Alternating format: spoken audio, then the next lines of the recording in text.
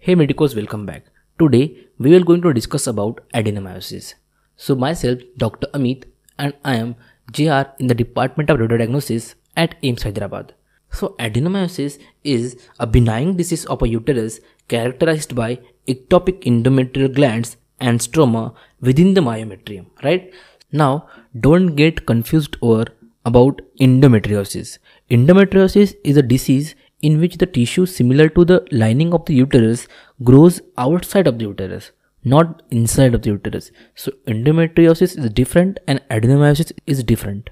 So it occurs when the tissue that normally lies in the uterus, that is endometrial tissue, grows into the muscular wall of the uterus. So look over here we have the diffuse adenomyosis. So here we can see that there is normal tissue lies in the muscular wall of the uterus, right? And this is the normal uterus. So adenomyosis is common in multiparous women and it is generally seen in between 30 to 40 years. And about 30% of hysterectomy specimens turns out to be adenomyosis. Now, what are the types of adenomyosis, guys? So there are two main types of adenomyosis. The first one is diffuse and the second one is localized. So look over here, this is the diffused one. Here we can see that the ectopic tissue all over the uterus, while this is the focal one, which is also called as localized, and this enlarged one is called as adenomyoma. So these are the types of adenomyosis. Now let's talk about the symptoms. So adenomyosis usually occurs in women in their reproductive years, predominantly in those with menorrhagia and dysmenorrhea. So here the symptoms are pelvic pain, dysmenorrhea, menorrhagia unresponsive to hormonal therapy or uterine curettage, dyspareunia, subfertility because of the contraction due to the ectopic glands present in the myometrium, and it can lead to pregnancy termination. So these are the main symptoms of adenomyosis. So let's talk about how to diagnose it.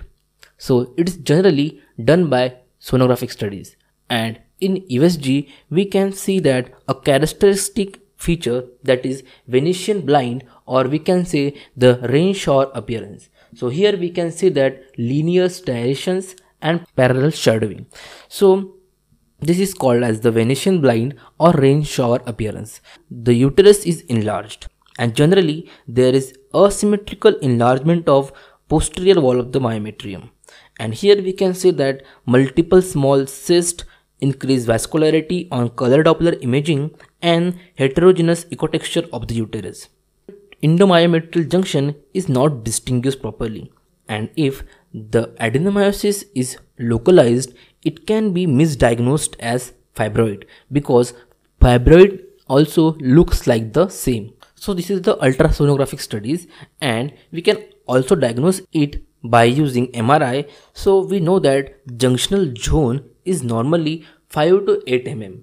Okay, but yes, in adenomyosis, if it is more than 12 mm, then it is suggestive of, or we can think for adenomyosis. So here we can see that there is junctional zone is more than 12 mm. And the sensitivity and specificity of MRI is about 78 to 88% is sensitivity, while specificity is about 67 to 93%. So yes, MRI can also be considered a good modality for diagnosis of adenomyosis. On histopathological studies, we can say that here endometrial glands and stroma haphazardly distributed throughout the myometrium, and concentric myometrial hyperplasia frequent around the adenomyotic foci. Now let's talk about treatment and prognosis. So treatment depends on the severity of symptoms and the need to preserve fertility. So in some instances, suppression of normal cyclic hormones induce proliferation of endometrial tissue.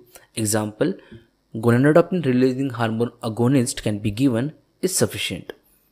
But yeah, there can be secondary dysmenorrhea due to adenomyosis, and there we can give NSAIDs or oral contraceptive pills.